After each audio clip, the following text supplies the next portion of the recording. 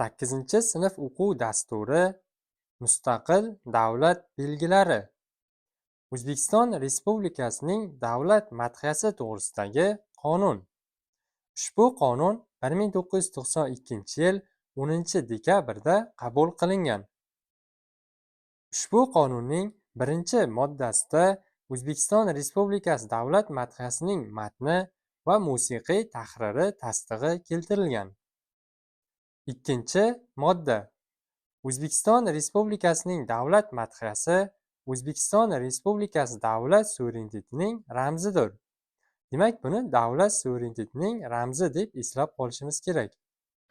O'zbekiston Respublikasining davlat madhiyasiga zo'r ehtirom bilan qarash O'zbekiston Respublikasi har bir fuqarosining vatanparvarlik burchidir.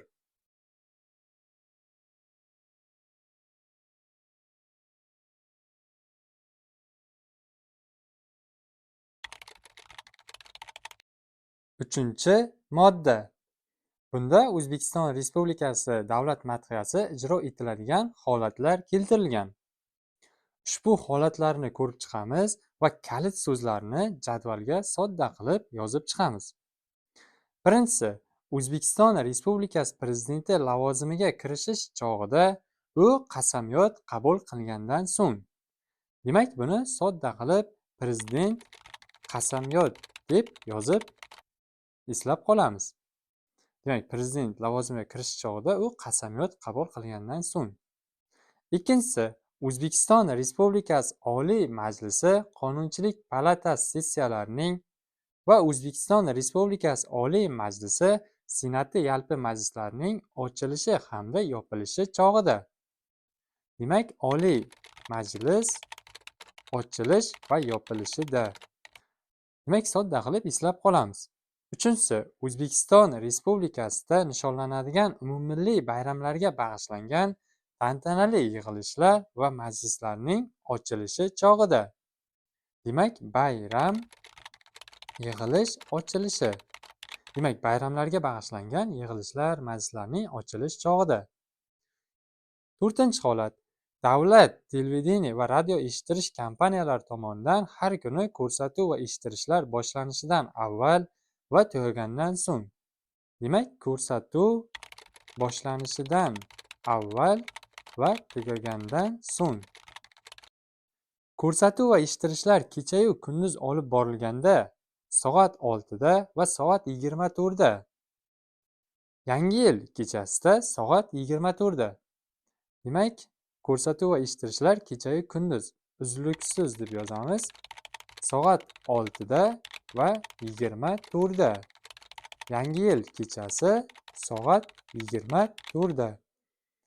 Beshinchi holat. Respublika hayotidagi muhim tarixiy voqealarni nishonlash yuzasidan atoqli siyosiy davlat, harbiy arboblar, xalq qahramonlari, fan, adabiyot va san'at arboblari sharafiga o'rnatilgan haykallar, shuningdek, monumentlar, yodgorliklar va boshqa inshootlarning ochilishi chog'ida. Demak, buni sodda qilib inshootlar ochilishida. Mana shu shaklda eslab qolamiz. Oltinchi holat. Davlat organlari, boshqa tashkilotlar tomonidan o'tkaziladigan marosimlar va boshqa tantanali tadbirlar vaqtida O'zbekiston Respublikasining davlat bayrog'ini ko'tarish chog'ida.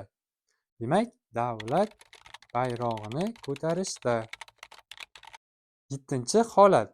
Rasmiy safar bilan O'zbekiston Respublikasiga tashrif buyurgan xorijiy davlatlar, davlat va hukumat boshliqlarini kutib olish va kuzatish chog'ida tegishli xorijiy davlatning davlat madhiyasi ijro qilib bo'lingandan keyin.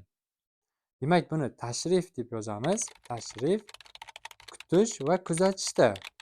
Demak, ular safar bilan kimdir keladigan bo'lsa, xorijdan ularni kutishimiz va kuzatishimiz davomida. Xo'p, muhim qoida ularning madhiyasidan keyin. Demak, ularning madhiyasi ijro etib bo'lingandan so'ng O'zbekiston Respublikasining davlat madhiyasi ijro etiladi. 8-holat. Harbiy marosimlarni o'tkazish vaqtida O'zbekiston Respublikasi Qurolli Kuchlarining umumharbiy ustavlariga muvofiq. Demak, harbiy marosimlarda Qurolli Kuchlar umumharbiy ustavi bilan mana shu shaklda eslab qolsak bo'ladi. 9-holat. Umumiy o'rta maxsus, professional va oliy ta'lim tashkilotlarida yangi o'quv yili boshlanishi va o'quv yili tugashi marosimlari chog'ida. Demak, yangi o'quv yili boshlanishi va tugashida. Shu shaklda eslab qolsak bo'ladi. Sport maydonlarida O'zbekiston Respublikasi chempionatlarini, milliy terma komandalar ishtirokida xalqaro sport musobaqalarini o'tkazish vaqtida hamda xalqaro sport musobaqalarining O'zbekiston Respublikasi sport terma komandalarining vakillari bo'lgan g'oliblarni mukofotlash marosimlarini o'tkazish vaqtida.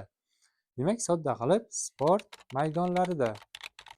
11-holat. O'zbekiston Respublikasi Prezidenti, O'zbekiston Respublikasi Oliy Majlisi Qonunchilik palatasi deputatlari, Xalq deputatlari kengashlari deputatlari saylovlari yoki referendum kunlari ovoz berish o'tkaziladigan binolarda soat 8 da ijro etiladi.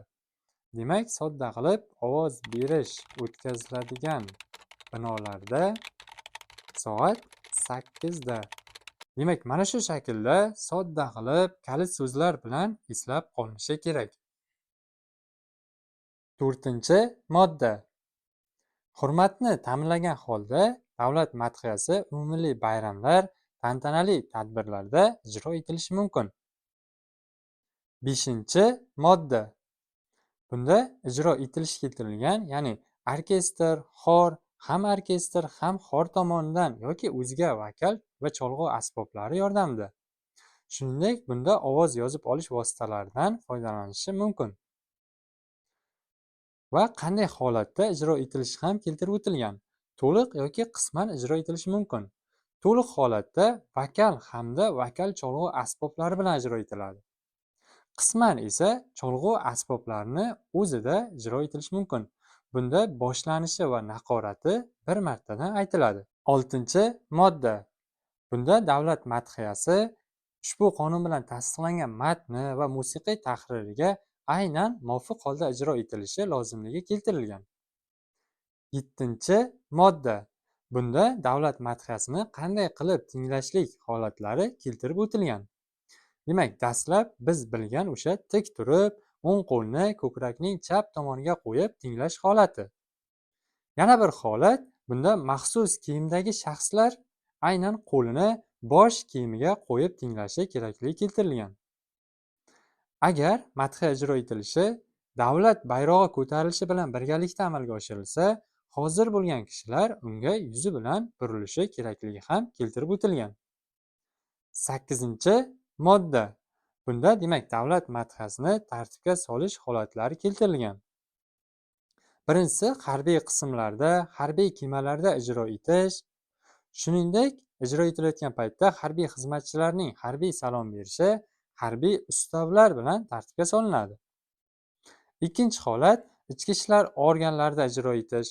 Shuningdek, ijro etilayotgan paytda ichki ishlar organlarining oddiy askarlar, serjantlar va ofitserlar tarkibidan bo'lgan shaxslarning salom berishi O'zbekiston Respublikasi Ichki ishlar vazirining buyruqlari bilan belgilangan qoidalar bilan tartibga solinadi.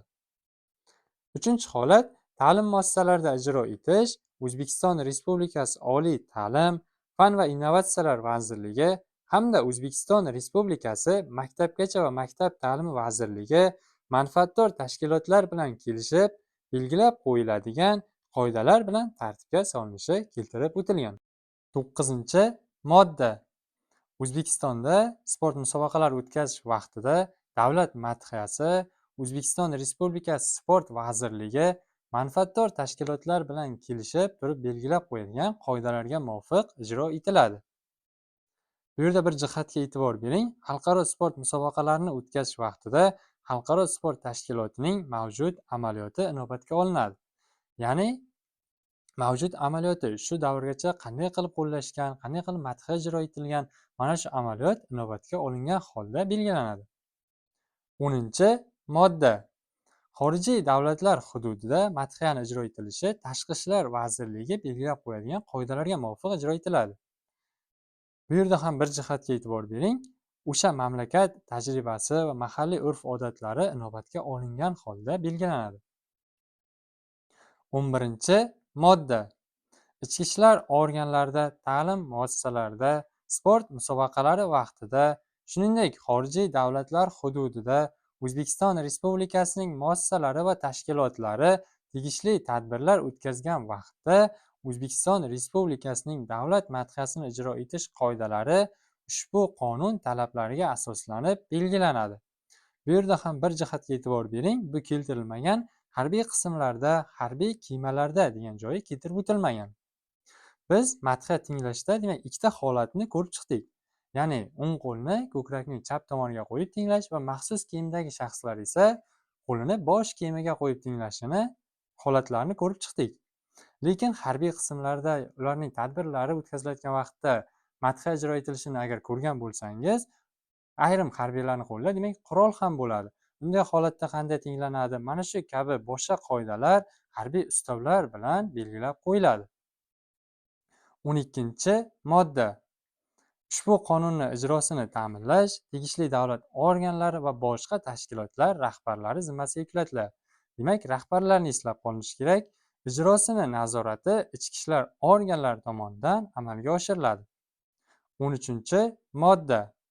O'zbekiston Respublikasining fuqarolari, O'zbekistonda turgan boshqa shaxslar davlat madhiyasini hurmat qilishlari shart. Agarda hurmat qilinmaydigan bo'lsa, qonunchilik buziladigan bo'lsa, bunda javobgarlikka sabab bo'ladi.